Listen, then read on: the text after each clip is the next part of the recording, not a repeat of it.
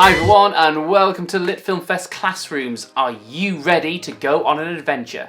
Over the next 7 weeks we're going to be with you every step of the way to write, edit and film your own adventure story.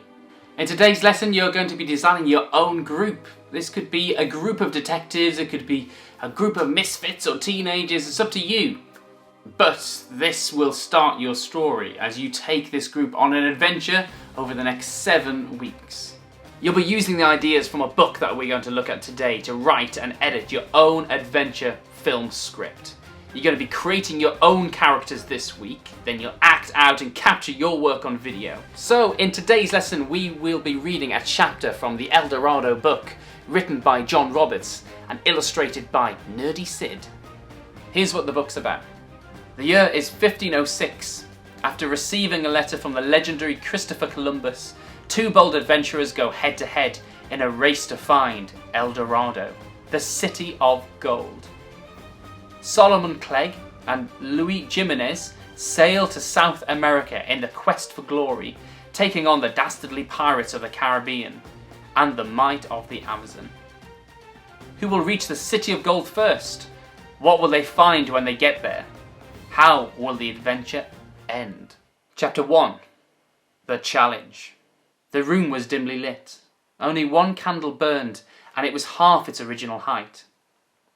Wax formed around the candle stand, placed in the middle of a dirty wooden table. Two of the world's greatest explorers, Luis Jimenez and Solomon Clegg, stared at each other. No one else was in the room. It was a hot evening, but all the windows were closed. This meeting was private. The conversation had to be secret. As secret as the two identical maps they slowly unrolled onto the table in front of them. "Gosh," muttered Clegg.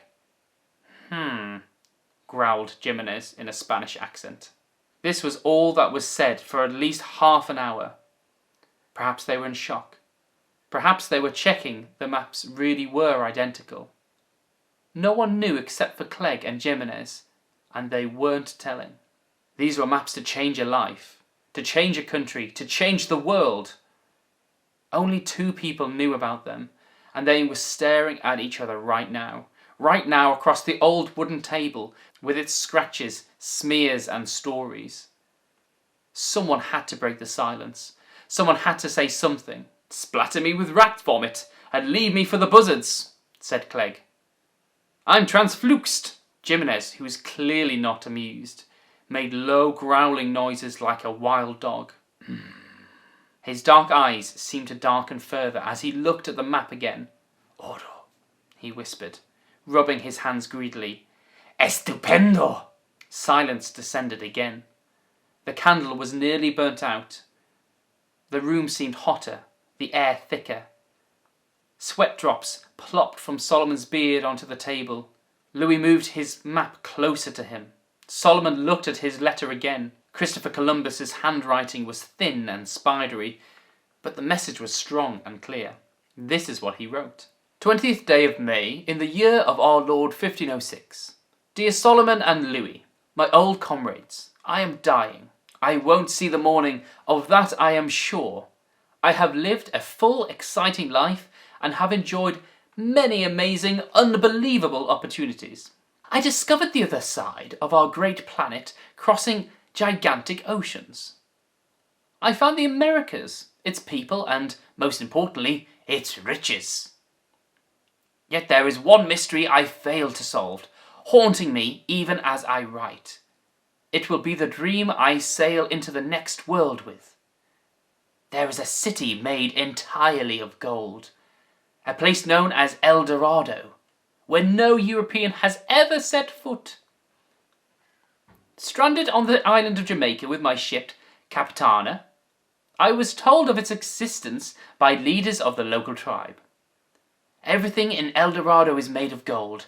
Everything. The houses, roads, temples, tables, flowers, is all made of solid gold. The natives of El Dorado have boatloads of it, so you can take away as much gold as you can carry. I am certain that this map will lead you to the treasure. I am sending you both a copy of the map I made in the Caribbean. Keep it safe, because it could lead to a further fortune beyond your wildest dreams. This is what I want you to do. Meet in secret. Take no one with you. Along with your letter, you both have the map, which is sealed. Do not open them until you are together. The map shows in detail the land known as Colombia, named after me. Deep in this land, you will find El Dorado. It is difficult to get to. There are dangers to face whatever direction you choose. If you travel from the north, you will be faced with the most notorious and dastardly pirates in the world before setting foot in a land full of its own dangers. If you travel from the south, you will have to tackle the gigantic Amazon River, its gargantuan rainforest, and deadly creatures. The rules are that one of you must approach from the north and the other from the south. Whoever gets there first gets all the gold they can lay their hands on. The man who gets to El Dorado second gets no gold and must never return. Be warned. Follow these rules, or else I will seek my vengeance in the next life. Godspeed, and buena suerte, my friends. Christopher Columbus. So we must decide who travels from the north and who travels from the south. Don't even think about offering to go halves on the loot, said Louis in perfect English with a Spanish accent. This gold will be mine, all mine. Wow. You must have read my mind. Perhaps we could have a quiz then.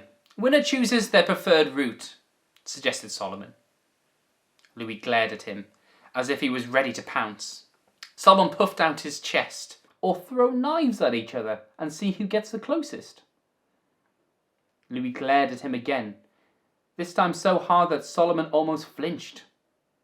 Well, always worked for me, said Solomon quietly. Apart from when I sliced off my first mate's ear. Gave him the week off, and his ear to the ship's cat. Louis took 2 dice from his jacket pocket. He shook them and rolled them across the table towards Solomon. The dice said 11. Highest score has first choice, he sneered. 11? That's odd, Solomon chuckled. But Louis was in no mood for jokes. Roll the dice, hombre, he said. Solomon held the small, worn dice and rattled them in both his strong, battle-scarred hands. Throwing them, he closed his eyes. The first showed a 6. The second one spun on one corner, and then another, and then spun and spun again before landing and revealing, 2 6s, golly gosh, said Solomon Clegg, his eyes now open wide. Lucky old me. I select the north. I'll chance my arm with the sea and the pirates. Shake hands, my old compadre, and may the best hombre win. Solomon grinned, pleased at his knowledge of Spanish. Louis smiled too, the sort of smile that said, I know something you don't know, and if you did know what I know, you would not want to know, you know? They parted as friends. Whether they stayed friends for long was another matter. Okay, today's challenge! Whoop whoop. We'd like you to design your own group. Now for the rest of this video I'm going to suggest a detective agency, but it doesn't have to be, it's your choice. What is the name of your detective agency? What does the place look like where they meet? Are they in London like Sherlock Holmes in Baker Street? Or do they travel around in a van like Scooby-Doo? And what is your detective agency's motto? And if you don't know, a motto is a favourite saying of a group of people or an individual. So a few ideas that are on the board now. To infinity and beyond, which of course is Buzz Lightyear. Who dares wins.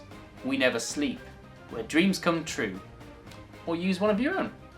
Then feel free to share it with us at LitFilmFest, info@litfilmfest.com, or on the LitFilmFest Classrooms Facebook page.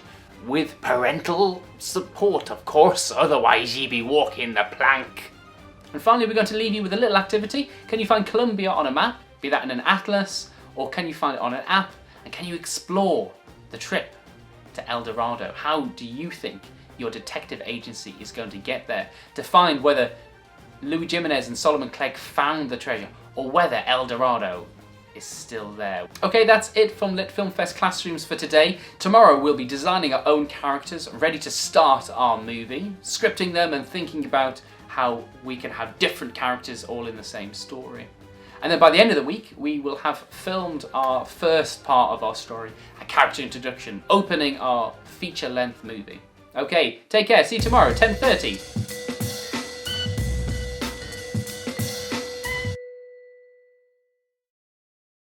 It's me, Louis Jimenez.